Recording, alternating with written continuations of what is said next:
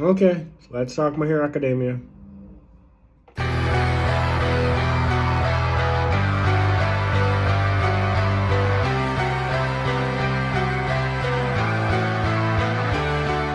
Hey guys, welcome back to Everything Anime Podcast. I'm your host Shinry. Here at the Everything Anime Podcast, talk about everything from anime, manga, video games, TV shows, and whatever relevant topic we feel like talking about. Today's video is on My Hero Academia chapter 411, I think.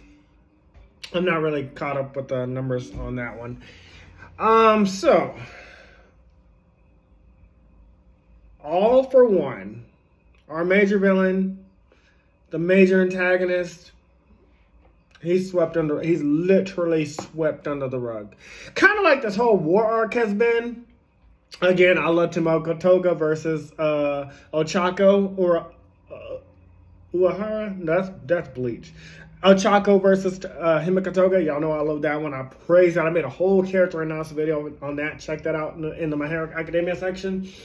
I kind of liked Dobby versus like the whole Endeavor family. I thought the ending was good. I thought Dobby's motivations were good. His backstory was good. It just felt kind of rushed, but it made sense for like a closing thing that all the family came together. All for one, bullshit. Weakest shonen villain ever. But Shigaraku, this man is giving intimidating. This man is giving destructive. He is actually destroying shit. He is doing what I expected All for One to do. He is doing Madara damage. He is doing Sosuke Aizen Yuha Botch damage. He's doing Blackbeard damage. He's doing Whitebeard damage. He's doing Togero damage. This guy is decaying everything as he walks. Just the fact that he's touching the ground, everything the ground touches is getting obliterated. Way more powerful, way more intimidating than All for One. And he's enjoying it. He's got like this whole like, there's this cool panel I'm making sure I show this of like him just like doing like this like little, not kind of like he's dancing. I mean, it's a manga, so I can only assume, but like, he's like admiring his power, like how strong he is. Like he's like, I'm a monster. I've completely lost it. Whereas, I'll just skip to the ending because I'm going to talk about other things, so I'm just going to skip to the ending. Deku still believes that Shigaraku's in there. He's like, I remember that child crying. I saw you in there. And he's like, I'm going to save you. Because it's the same thing that Himiko Toga said about, Ochako said about Himiko Toga. But again, that one made more sense because like they were like having a conversation about love. Like I mean, not literally, but kind of, sort of, because Himiko Toga's thing, like, the reason why she drinks blood is because she feel like it makes her closer to people, and Himiko Toga was like, oh, we both like the same guy, and, you know, Ochako pressed those feelings down about Deku, because she's like, I don't have time for this, you know, I have to be a hero, and he's worried about being a hero, but it still wrapped up perfectly. But Shigaraki's like, oh, you still think I'm crying inside? He's like, I'm a total monster now, and obviously it could be bullshit, because, you know, heroes do save people. Spider-Man, they save their villains.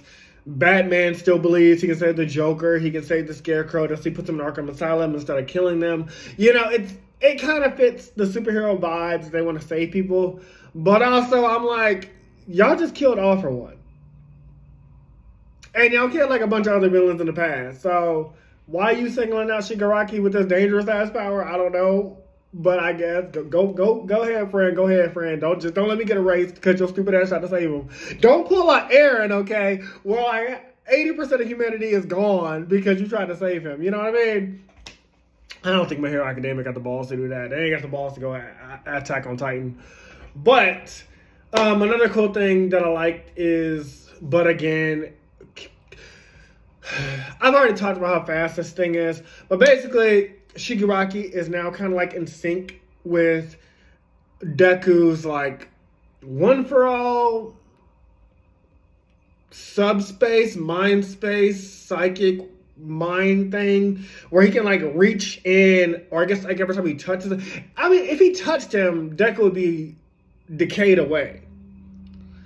So he's doing some kind of physical contact where he can like reach into that subspace, that mind space, and like obliterate the other 8 users. Like, he got, like, they talked about the 4th, and I think somebody else, and, like, they're like, oh, he's slowly erasing us one by one, or 2 by 2. I don't know how it's happening. Again, it's manga. But I know they talked about the 4th being erased. I think somebody else got erased, too.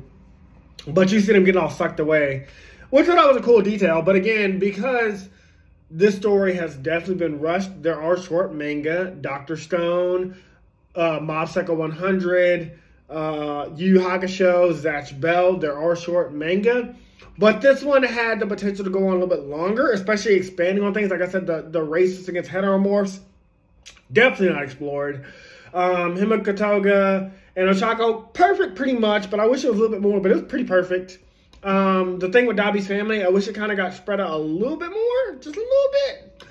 But the other Class 1A heroes, we didn't really get much from them. They got like the Rookie 9 from Naruto treatment, where like we know who they are, we know their powers and abilities, but like other than that, you're going to get like a little sprinkle here and there. It's not like a full backstory like Kuma, Juribani,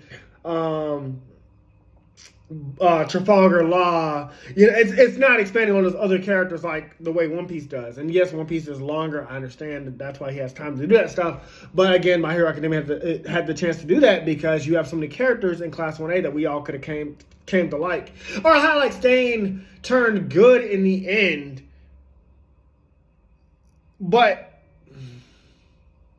I don't know. I wish I got more from Stain. I know what his thing was. He was like, I want to kill fake superheroes. I'll do it for money or do it for like the pride instead of like not just like, being a hero. But like for him to be defeated in that first early chapter, which is kind of fine because he fought like 3 other children. But then just come back and just be like, oh, All Might, what are you doing? Go fight all for one.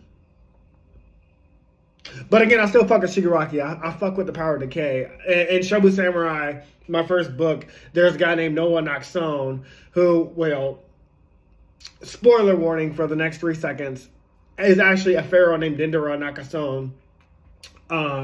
You know, in the 3rd book, in Enter the Dread Zone Tournament, you learn that. So, like, literally, like, 1 book past the second, like 1 book away from book 1 when you first meet Noah Naxone. He has the same power of decay, except it's called mummification, where like anything he touches is mummified. But he doesn't like do it to like the extent that Shigaraki's currently doing, but he can just like, mummify everything, dry him up. Kind of like, more like Crocodile, when like he touches you and like absorbs all the water out of your body. But overall, still fucking with it. I want to see how this ends, but I have a feeling Shigaraku is going to be defeated in the next 2 chapters. I say that because I'm pretty sure the next chapter, if it doesn't go into a flashback about Shigaraku's past or something like that, kind of like how they just did for All for One got defeated, if it doesn't mimic that blow for blow, they'll probably fight a little bit more, and then Deku is going to pull out something 100%, 1000%, something to defeat him or have a really cool ending to the chapter or the next chapter. Then we'll take him down, and then like maybe Shigaraku will like get a flashback and he's a good guy or something, and maybe he'll have like the power to reverse his decay, which would actually be kind of corny if his power can be reversed to reverse decay. Like, no offense, but sometimes villains just gotta be villains.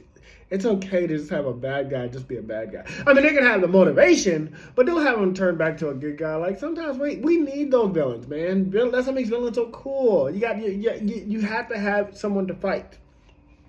That's why I'm so glad Frieza didn't turn into a good guy. Tournament of Power made Frieza seem like he was gonna be a good guy, but Frieza's still kind of asshole in the end. He's like, hey, I saved 17 and I saved Vegeta and I saved Goku, but in the end, bitch, I'm still gonna kill y'all one day. So, you know.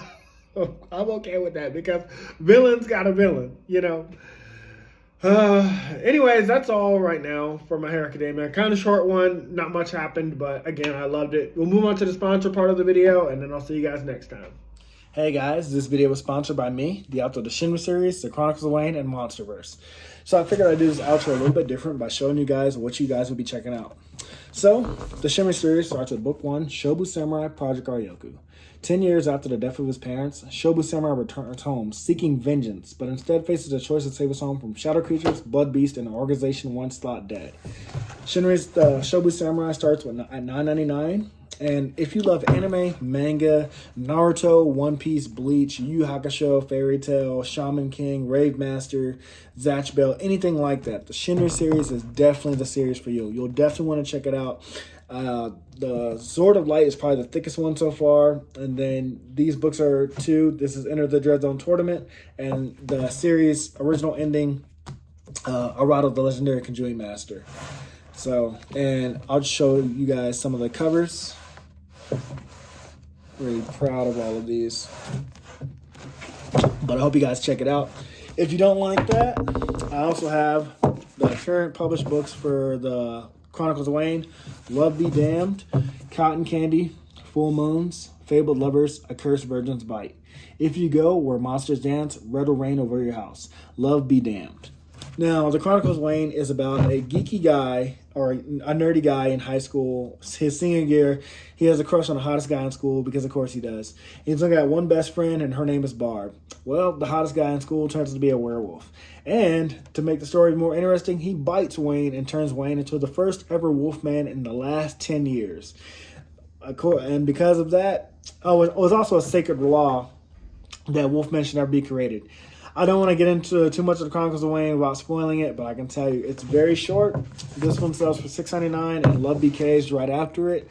The ending of this trilogy, Love Be Liberated, comes out in October. So I'm going to definitely do a more full in-depth review of this one.